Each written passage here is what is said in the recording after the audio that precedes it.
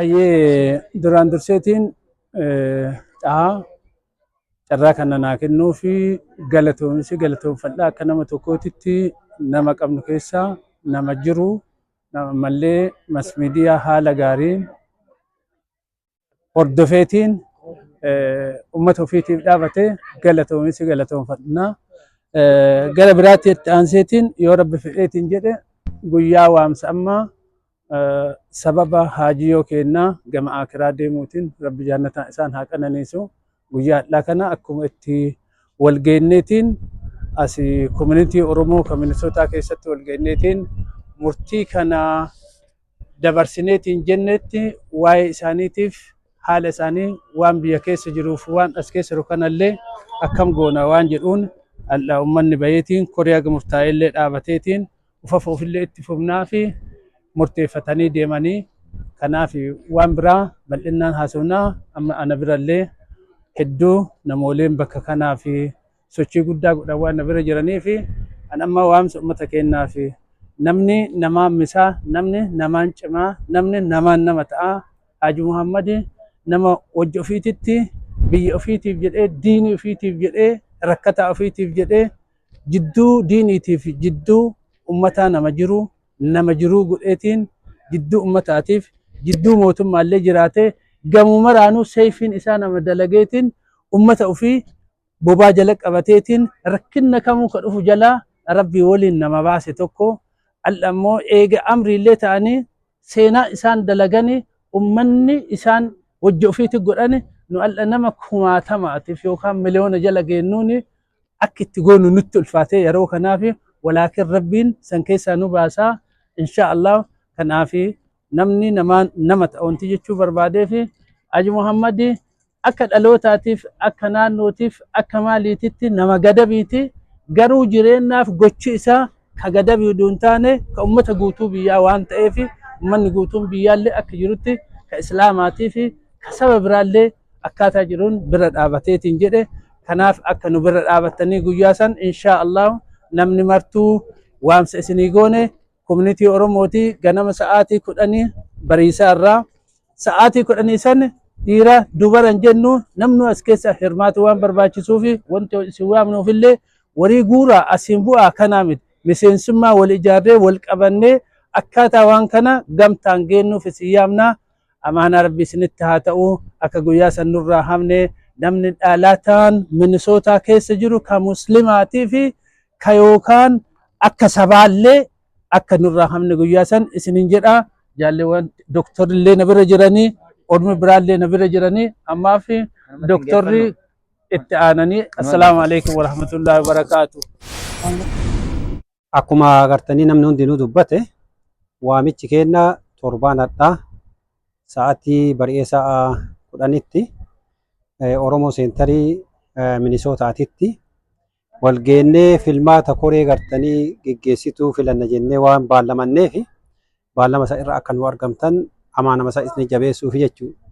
Karaa biraatiin ammoo awwalumattuu gartanii haajiyyoo kenna rabbi rahmata isaanii haa godhu jannatal firdoosi rabbi isaan haa qananiisu akka isaan itti deemanillee bakki isaa itti deemanillee akkuma waliin dhaga'aa jirru akkuma namni martinuu dubbatu akkuma nu gartanii banii aadam taaneetiin gartanii kheyrii isaanii tana irraa haasofnu kheyriin isaanii tun rabbi biratti ol fuudhamtu rabbi bira jaalatamtu qabrii isaanii roodaa caffee jannata irraa taate rabbi isaanii haa taasisu.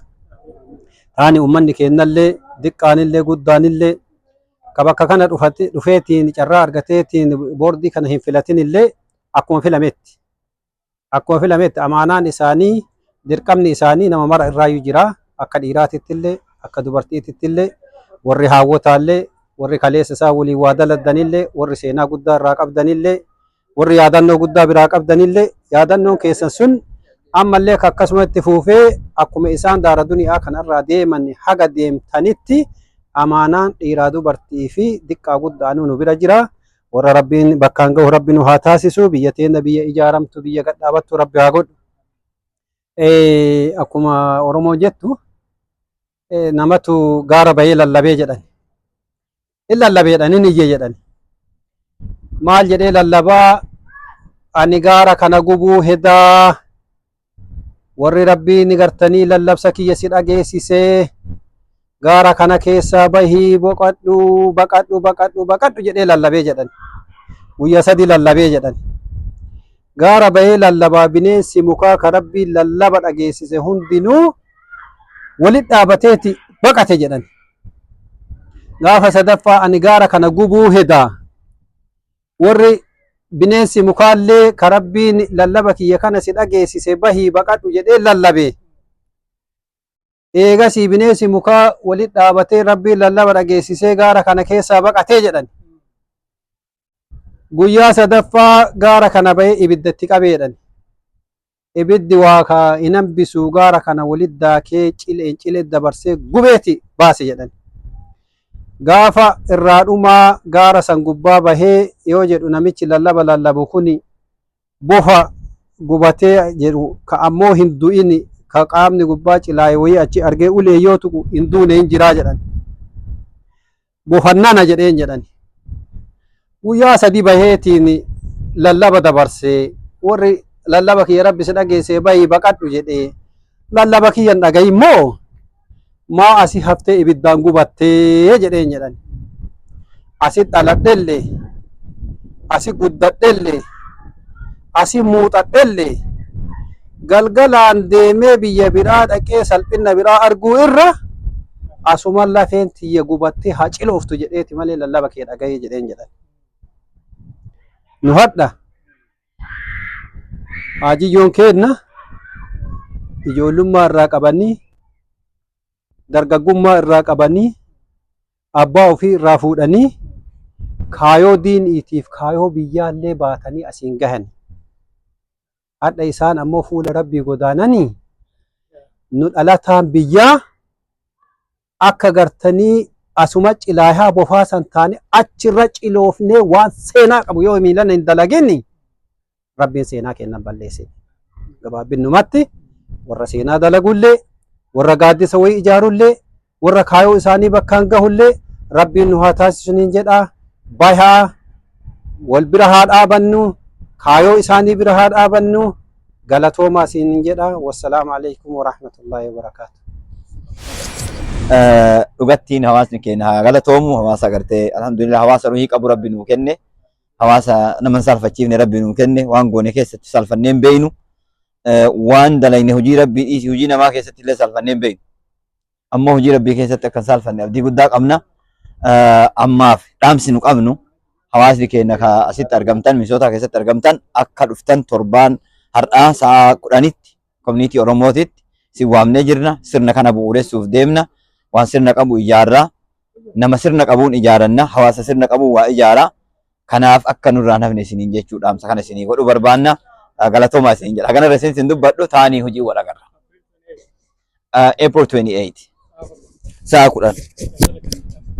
Ikhwani wa akhawati, assalamu alaikum warahmatullahi wabarakatuh. Guyyaa har'aa guyyaa kabajama, guyyaa bareedaa hawaasa keenya dubbannee eegana dubbifnee waa'ee haajiyoo keenya Haji Muhammadiitii fi namni hagaa wal gahee amma nama hagaatiin waliin ijaarruu jenneetiin dubbannee torbaan har'aatitti waan dabarfanneef torbaan har'aa cufti keessan akka nuu dhuftan akka nuu dhiyaattan ulamaa'iin bahee imaamman bahanii kun hayyoonni bahanii har'a asitti dhaamsa isinii dabarsaa jiranii.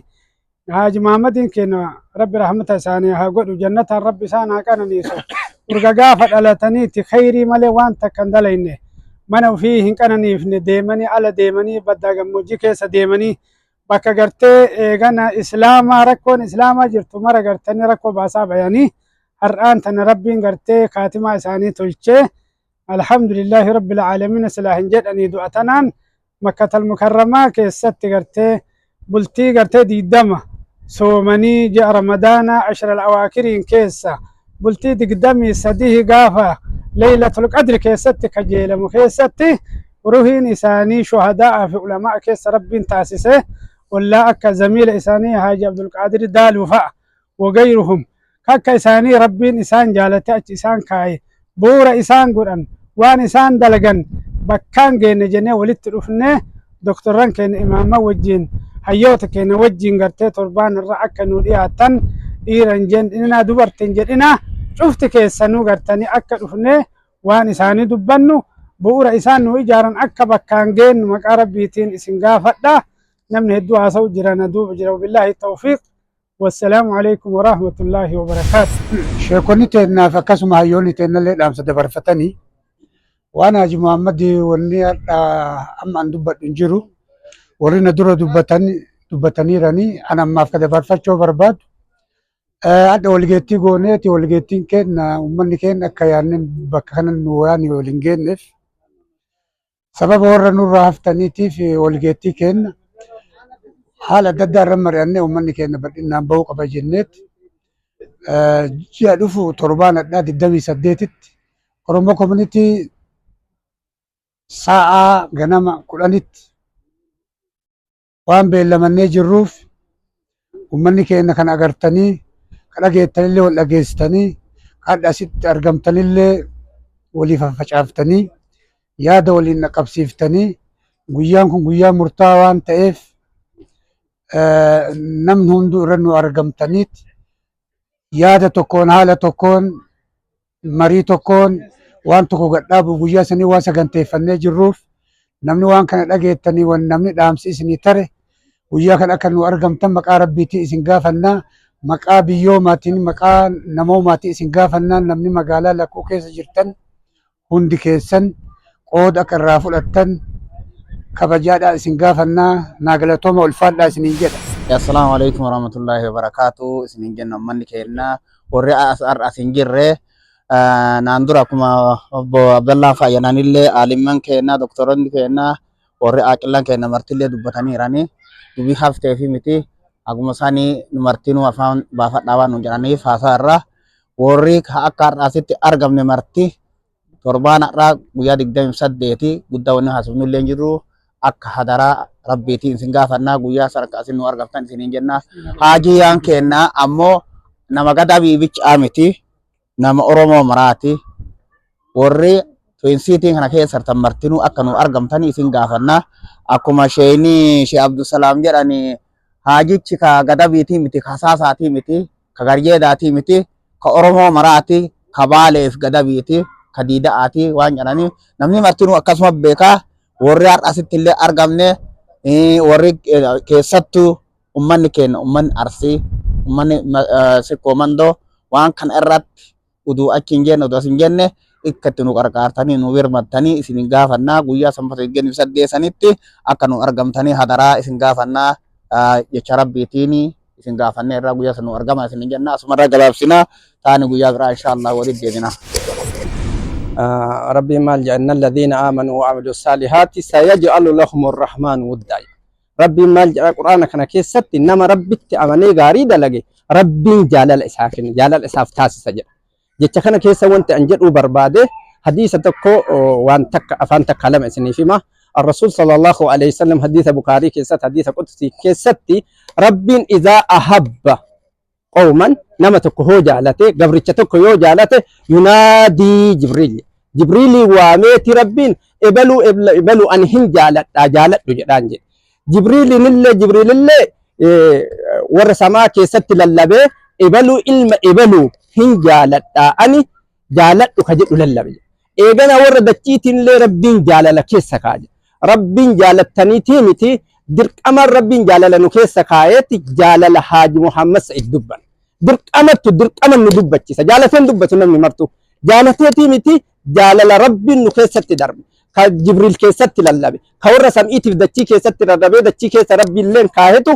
ندبتشي سافنا من مرتو دبت نمني ساني مال جدني جارسوتا تماماكا ساني لين أرجيهم فينجانني اسمتو فينجان كم نجران نمني خيري حاج محمد الرافع وامت محمد الراحة حاج محمد الراحة أسلم رب خيري إسان فإن فكاتا كوني يقين قدو سنتين أسلم رب خيري إن أردف لنا فكاتا وامت ربي تن إسوامني خرا ربي تن إسوامني دين إفي دين غير رت إسوامني خيري دلقا يتيمة وفتك أبا يتيمة ولين الله تاتني قياك يا رسول ولين الله تاتني أنا أفنم يتيمة قبل هادين يعني جنتك ستي قياك يا ما أكقوبة كناتك أبتني كناف سولين تاتني كناف مرتك سنور نفينا قيا وبتشاسن أكنور أفتن والسلام عليكم ورحمة الله وبركاته.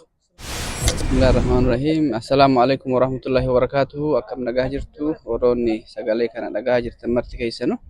Inshaallah dhaamsa waliigalaa dabarsumaa fi awwalan hajii keenya rabbi isaanii haa araaramu. Qubsuma isaanii rabbiin jannatul firdawsiin keessa isaan haa godhu. Inshaallah hadda walgahiira turre. Walgahiin kun waa'ee foundeeshina isaanii kanarratti haasa'uuf walgeennee turre. Akka naannoo gada asaasaatitti Minnesota keessatti hadha walgeenne garuu namni akki jenne sun xiqqoo waan nun argaminii fi amma koree advaayizaraa godhanne koreen sun waamicha godhaa waan jiranii fi koree san qofa irratti illee waamicha kana hin dhiifnu jechaaf sagalee kana dabarsuu jirra. Warroonni sagalee kana dhageettan kan shamaraa, kan dhiiraa, kan dubartii haawwatiin takka akka manatti nafne guyyaa Ebroo 28 sa'a 10tti kun waamicha namoomaa waamicha rabboomaa walii godhaa jirra. Nam tokkochuu asirratti wanni fudhatu wayituu hin jiru. Martuu rabbumaa jecha akkuma isaan rabbi jecha yeroo ofii kennanii horii ofii kennanii waamara ofii kennanii nafsee isaanii illee haga dhumaa kennan kana nullee waan dandeenyuun waan isaan kaleessa godhaa turan san yoo darabbi nu laafise akka isaanii godhullee hobaanne bakka heetoo lafa dhiitan jedhan jecha maafi rabbiin nama bakka isaanii bu'ullee rabbi bakka nu haa buusu. Kanaafuu waan isaan irra jiranii fi waan godhuu qabnu waan of afootiif marii waan barbaachisnuuf koree hojii raawwachiisullee guyyaa san gaafa uummanni baay'een ba'e akka Minnesotaatitti filachuu waan deemnuu fi guyyaa san irratti akka nu argamtan kabajaan isin gaafannaa. Guyyaan sun Ebroo 28 sa'a 10 Oromoo Community of Minnesotatti akka nu argamtan isinin jenna. Hundi keessanuu akka nurraa hin hafne isinin jenna. Assalaamu alaikum warahmatullahi wabarakatuh. Bismillah, salatu wassalamu ala Rasulullah sallallahu alaihi wasallam. Hawaasa kiyya kabajamoo, assalamu alaikum warahmatullahi wabarakatuh. Baga jiraattan.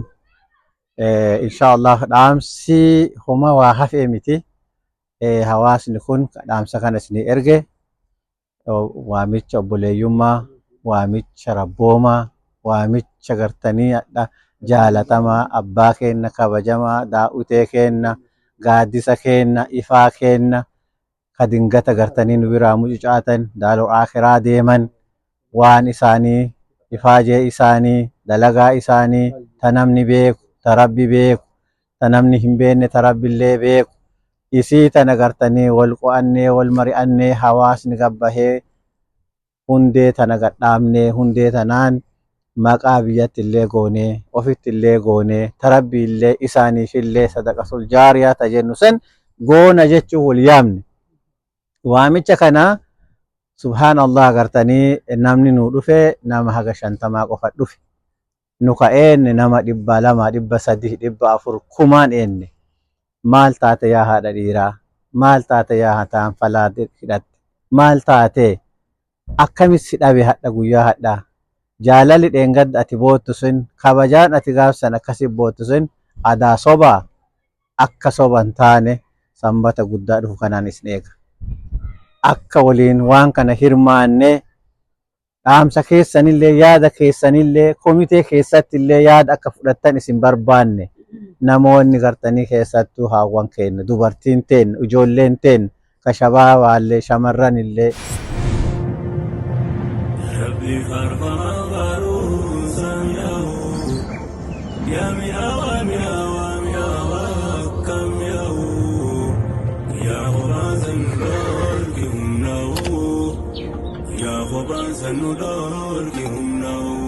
الحمد لله يا الله يا غفار سامعه نعمته هندبت شكري سهاقه سمر رابر سبتين يا سلاه نقيا ندبر سيكين لا غنداه جنة خير قبسيس يا فتاحو همني قل حبيبي نخايو أرقاه لخي بريدا سنفايو أرقاه لخي بريدا سنفايو أرقاه لخي بريدا سنفايو يا الله يا الله يا الله يا الله يا الله يا الله إلهي يا إلهي يا الله إلهي يا إلهي يا الله يا ربي